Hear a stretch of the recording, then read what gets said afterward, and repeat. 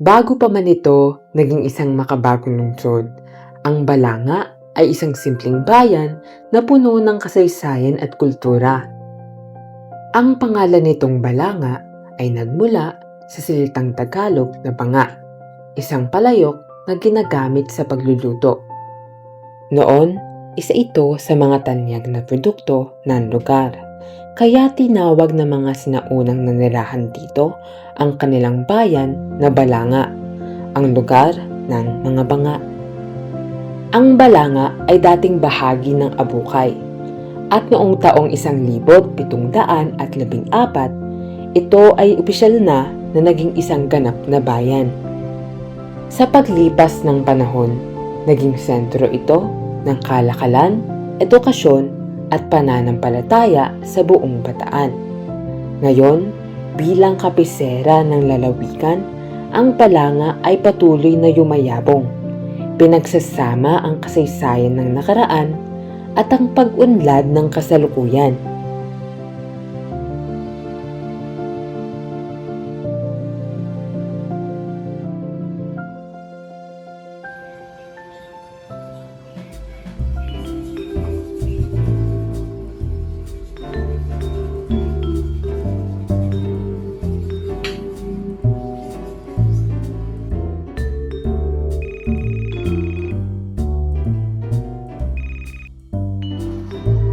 Hello, Pulo. Bakit po kayo napatawag?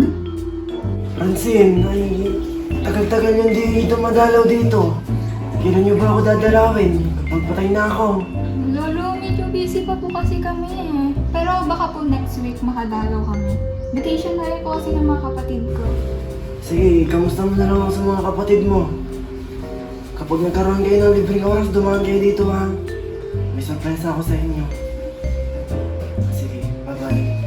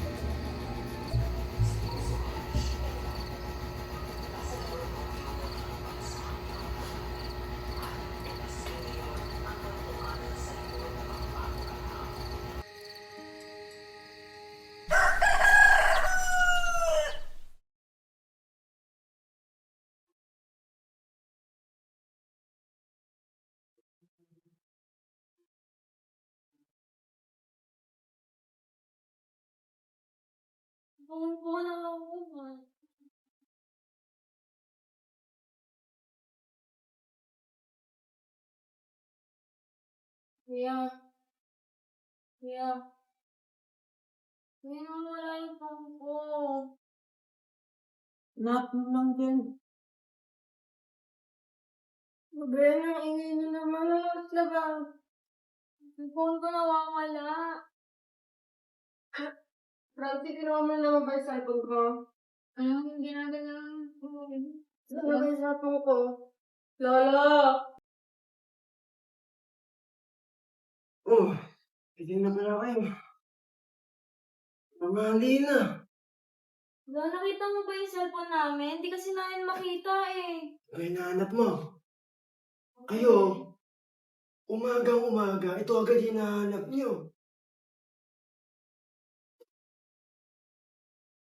Kailangan lang po kasi, may titignan lang po.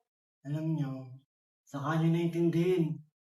Lahat ng gagawin niyo sa mga susunod na araw, saka na. Halika, samahan niyo ako. Mag-exercise tayo. Ano tayo sa Balanga?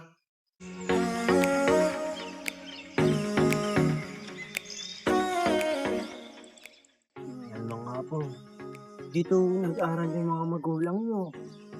Ito yung isa sa pinakamalaking mga paaralan sa buong Balanga. Napakalaki ng kasalukwayan dito mga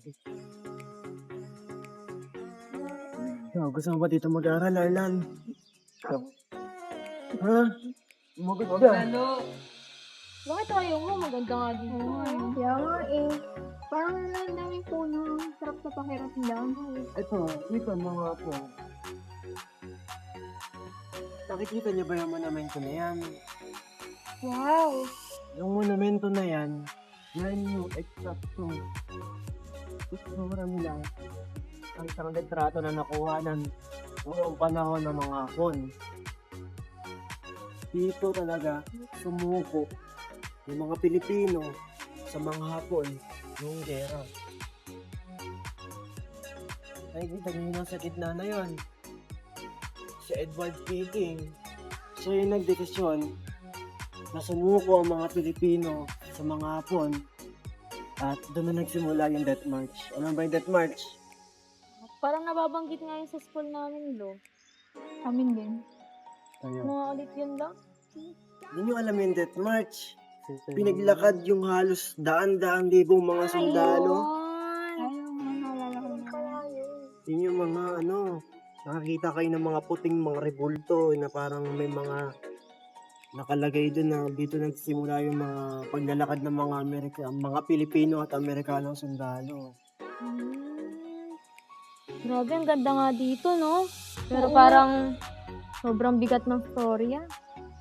Napakalaga nito kasi dito nagbagong lahat. Dito nagsimula yung mga kaindik-indik na mga pangyayari noong panahon ng gera. Ang ganda nga dito, Lolo. Na-amaze ako paano nila na-preserve yung lugar kahit ilang taon na yung nakalipas. Oo. May litrato noon na nakuhanan dito. Yan mismo yung itsura nila. Ito ba yun, no?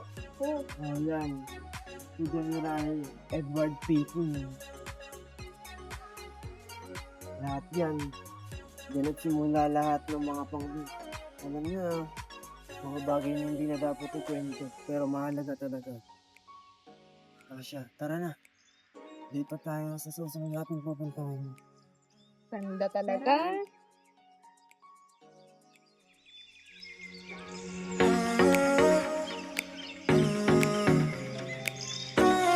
Lo, ano po yan? Yan ba? Yan kasi, Apo, kung di nyo na itatanong, si Oscar Hoson, isa siyang bata siya noon, bata siyang Boy Scout. Tapos, nung kasagsagan ng gera ng mga Hapon, habang umaatras yung mga Pilipino at mga sondarong Amerikano, siya yung nag-manage ng trapiko. Siya yung nagturo ng mga direksyon. At kaya nga lang, bago pa man makaalis si Oscar Hoson sa mismong lugar ng labanan, sa kasamaang palad, binomba na ng mga Hapon yung lugar.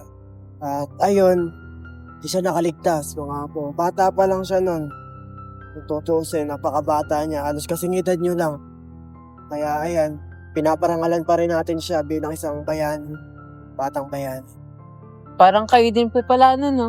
Lagi pong handang tumulong. Galing mo talaga, Apo. Tara, punta naman tayo sa iba.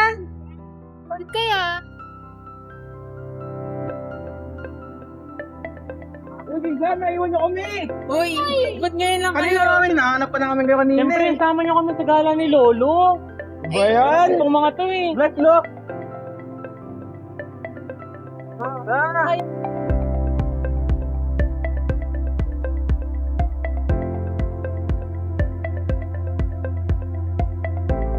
Alam nyo kasi, kung naitatanong nyo kung bakit merong estatwa ni Rizal dyan, Bakit malo? batas yan. Batas yan. Sa bawat lungsod o bawat bayan ng Pilipinas, kailangan merong monumento ni Rizal, pambansang bayani natin. Alam niyo rin ba na kapag ang isang bayan ay magkakasama ang plaza, simbahan, at ang munisipyo, ang ibig sabihin nun, nakasakop sila ng Espanyol. Ganun pala, ayun, no? Oo. Kaya pag nakita nyo na ang simbahan at plaza at ang isang munisipyo ay nasa isang lugar, isa lang ibig sabihin, nasakop sila.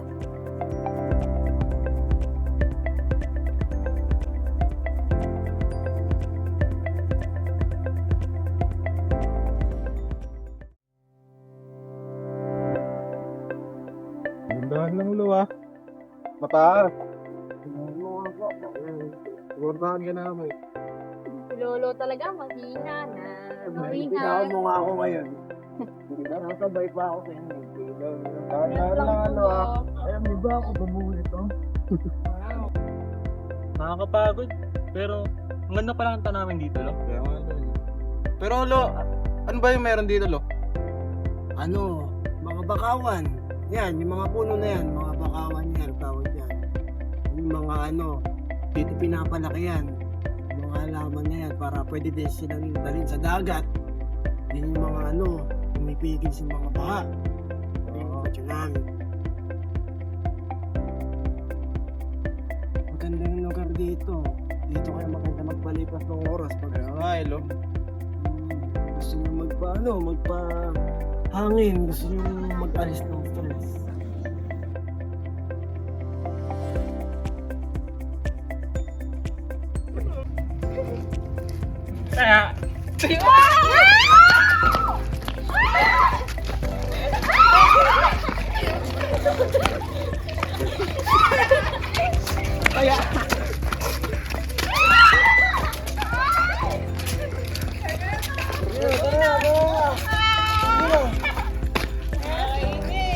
Ako nga naman yung paborito kong abo.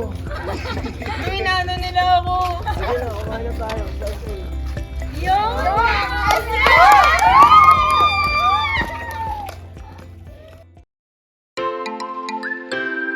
Habang naririnig namin ang mga kwento ng mga taga-Balanga, mas lalo naming naintindihan kung bakit espesyal ang lugar na ito.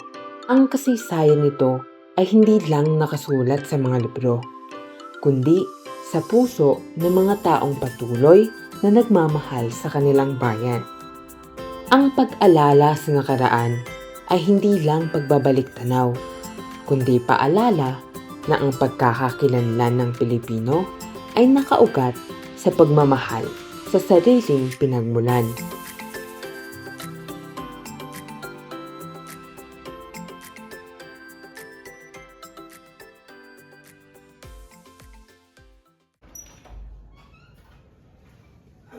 Ako, nakakapagod. Pagod naman, Lo. Pero, nakakatuwa talaga siya. Ang dami nating napuntahan din. Ay, nako. Alam nyo, sa totoo lang, may lang ulit ako sumayan ng ganito. Simula nung nawala kayo. Cellphone nyo na hinahalo ko. Parang hindi ko na-atanig yan, Lo. Talaga ba? Joke lang. Una, kanina to. Fine lang. Sige lang. Ito naman. Sakit po yan, Lo. Pati mo to kamukha. Ay, syempre, boyfriend ko. Ito sa'yo. Thank you po, Lo. Bakit na yan? Paborito kong apo. Sige na. At baka mawali pa kayo sa biyahe ninyo. Yung bag ko. Ay! Uy, bak na. Uwi na po kami, Lo. Itong ano na to, bakasyon na to. Ako, sana abutan ko pa yung pagbalik niya dito. Lo, wag naman ganyan. Babalik din kami next week. Di ba magsisimba pa po tayo, di ba? Bye, Lo. Bye, Lo. Uwi na po kami. Bless po. Bye, Lo. Bye mga pinsan. Bye! Bye! Next time ulit, Insan. Thank you, mga insan. Ingat kayo ha. Bye-bye.